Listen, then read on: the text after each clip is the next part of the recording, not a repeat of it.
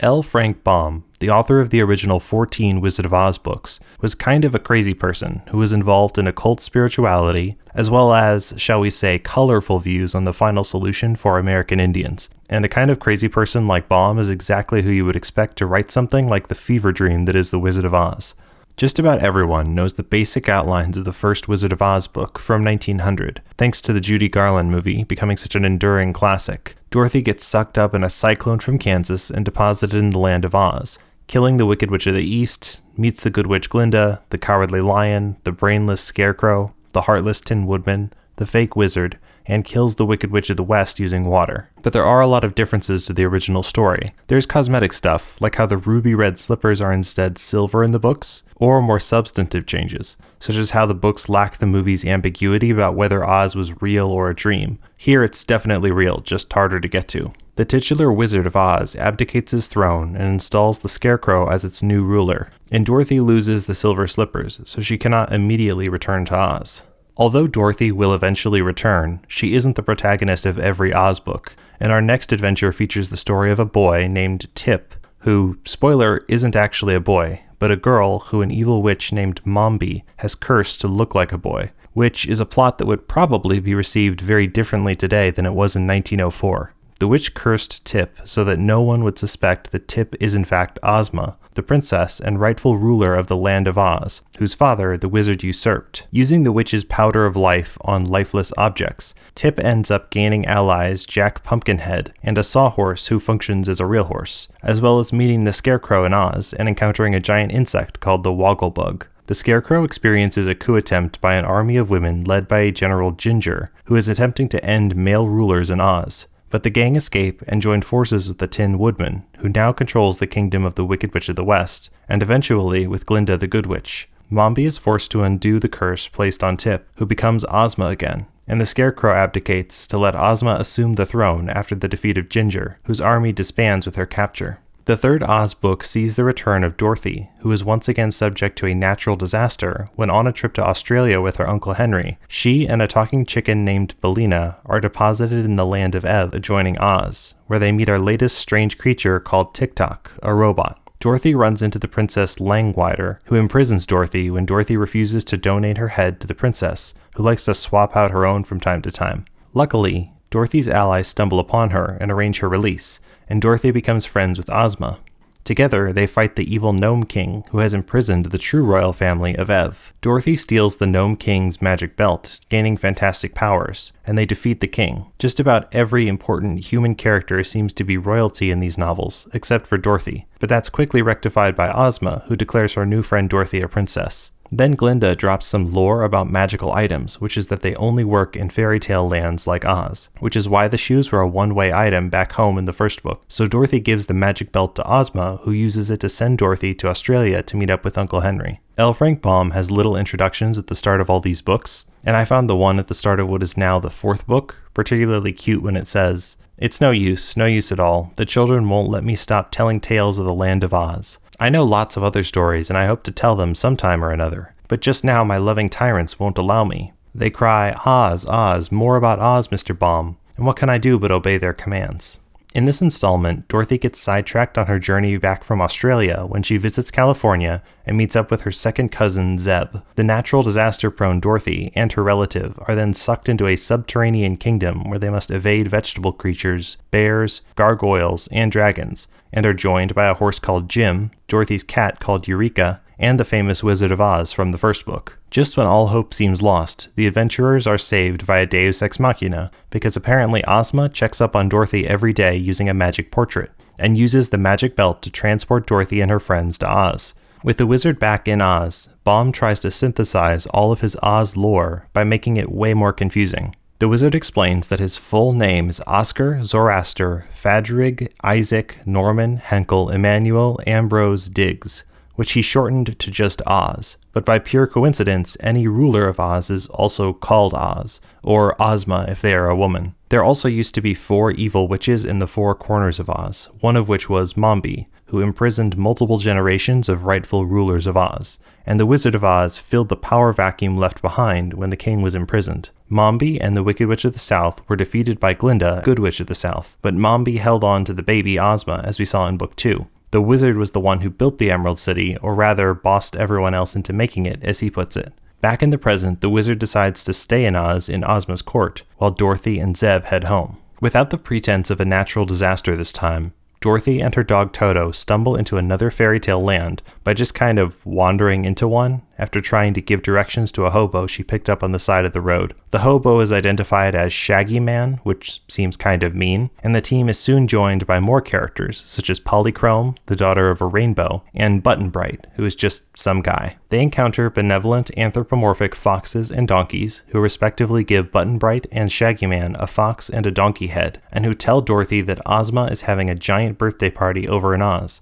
and so they decide to try to attend. In order to get there, they must cross a magical desert which turns you to dust, so they use a boat to avoid dying. Once in Oz, just about every character is there, plus a few randos for good measure, like literal Santa Claus. After the party, Dorothy is once again returned home to Kansas with the ever-useful magic belt. In the 6th book, we learn that Dorothy's aunt and uncle think she is Cocoa for Cocoa Puffs, and that the Oz adventures are made up, but when Uncle Henry is at risk of the farm foreclosing, Dorothy brings her aunt and uncle to live permanently in Oz. There is a small matter of the Gnome King trying to invade Oz and retake his magic belt, but the heroes wipe the minds of the Gnome King's army with the waters of oblivion, and Glinda casts a spell to make Oz invisible in the future. Like Sir Arthur Conan Doyle with the Sherlock Holmes mysteries and the Reichenbach Falls, Baum hoped that this would be the end of the Oz stories, but we're not even halfway through these things, so that didn't happen.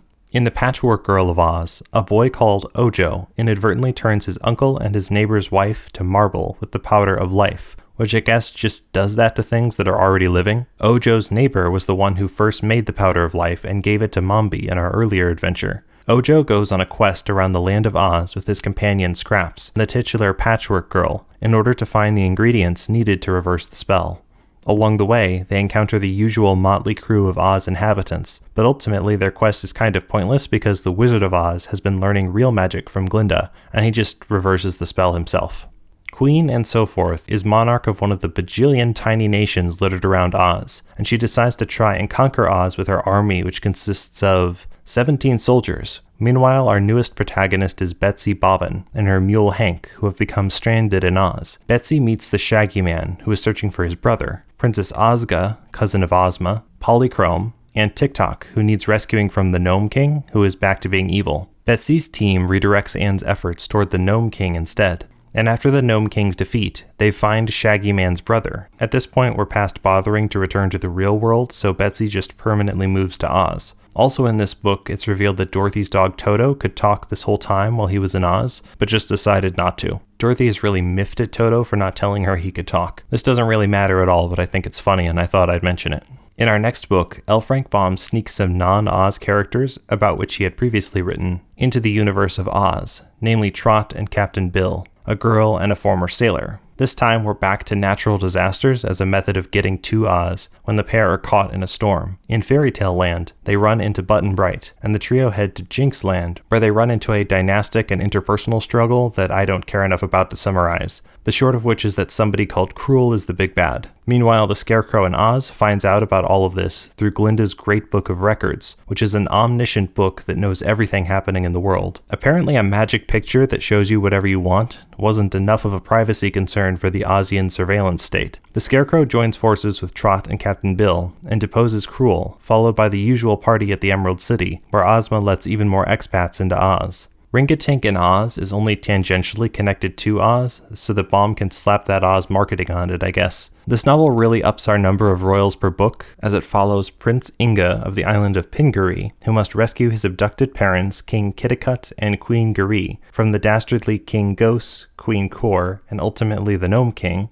with the help of King Rinkitink, who rides Prince Bobo of Boboland, who is cursed to be a goat. Honestly, is there anyone who isn't royalty at this point? Inga luckily has fabulous magical heirlooms, 3 pearls that confer strength, invulnerability, and wisdom respectively. Using these, he fights the evil monarchs, and at the end, Dorothy and the wizard show up to lend some help and plot relevance to the rest of Oz. The Lost Princess of Oz is so named because Ozma has been mysteriously captured, along with Ozma's magic picture, Glinda's exposition-dumping book, as well as her and the wizard's magical equipment. Dorothy, the wizard, Glinda, Button Bright, Trot, and Betsy Bobbin all head out to look for Ozma, and Dorothy takes with her the Gnome King's belt that can do whatever the plot requires. Along their search, Button-Bright discovers a peach with pits made of gold, which is a surprise tool that will help us later. Ugu, the shoemaker, is a new villain who is behind the abduction, and is using a magic teleporting dishpan to steal everyone's stuff, because sure, that might as well happen. Dorothy turns Ugu into a bird, and the heroes find that the golden peach pit was a tiny prison for a shrunken down Ozma who is shortly freed. Next up, the Tin Woodman gets a very, very delayed follow-up on his origin story, which was that he left his girlfriend Nimmy Amee after the Woodman's body was chopped up by the Wicked Witch of the East, and he replaced it with tin. According to the Tin Woodman, in the fairy tale land of Oz, no one can die, and I guess your soul just sort of follows you around, which is great for the Tin Woodman, I suppose, but rather cuts the legs out, no pun intended, from the dramatic tension of these novels and makes the earlier books make no sense. One of the Tin Woodman's subjects tells the Tin Woodman to pull himself together and go find his girlfriend he abandoned, so they and the Scarecrow go on a quest to find her. Along the way, they pick up a guy called Captain Fighter, who has the exact same origin story as the Tin Woodman, down to also being sweet on Nimmy Amee, forming a love triangle of sorts. Together they encounter Ku-Klip, who was the one who gave them both their tin bodies. Ku-Klip repurposed their old human parts into a Frankenstein's monster of a new guy, made from both of them, and that monster wandered off and married their girlfriend, which is the most horrifying solution to a love triangle I have ever heard.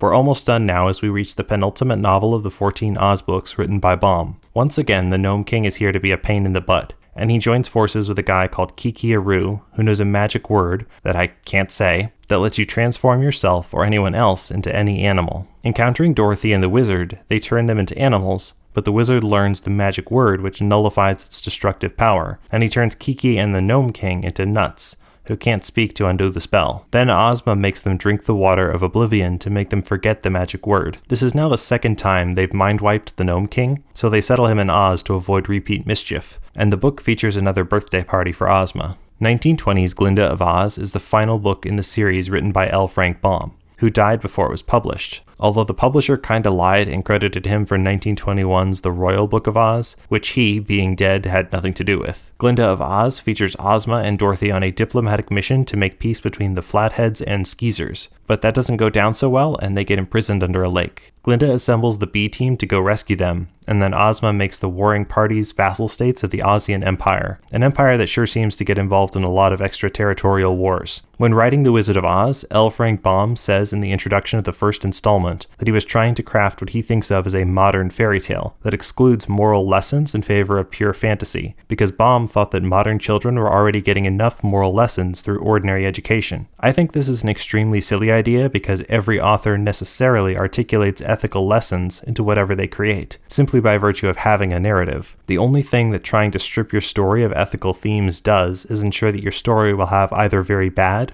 or else, at best, a very watery and surface-level morality without much substance, which seems to be the case with The Wizard of Oz, which is often nonsensical, contradictory, and meandering. It is also very creative, though, with its many absurd characters. Thanks for watching.